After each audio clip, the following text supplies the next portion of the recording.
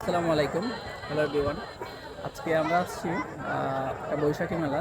আমাদের এখানে এটা বলা হয় বান্নি, প্রায় ফরাঙ্গির বান্নি। আর এখন বর্তমানে ধানের যে অবস্থা, ধান খেতে পাকা বুড়ো ধানের এখন যে সময়টা, এই সময় হচ্ছে গিয়ে বুড়ো ধান পাকার সময়। এখন ধানগুলো কেটে আস্তে আস্তে মানুষজন বাড়িতে নিয়ে যাবে। আমার পেছনে হচ্ছে ফরাঙ্গি নদী, ফরাঙ্গি নদীর উপলক্ষে এই নদীর পাড়েই আসলে এই বান্নিটা বসে। এটাকে আমরা ফরাঙ্গির বান্নি বলি আমাদের এলাকায়। দেখা একটু বান্নিটা দেখাও শাহিন।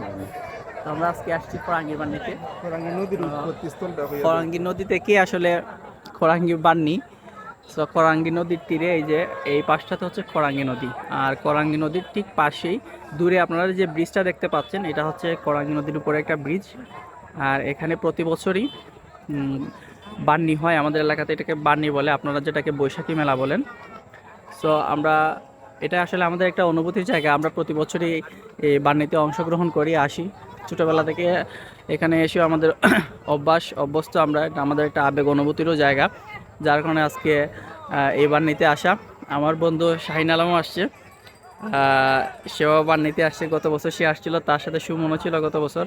তো এই বছর সুমনকে মিস করতেছি। যাই হোক, সবাইকে নববর্ষের শুভেচ্ছা। আর ছোট বাচ্চা কাচ্চারা আসলে বান্নিতে খুবই এনজয় করে। আপনাদেরও আত্মীয় স্বজনকে নিয়ে আসবেন বৈশাখী মেলায়।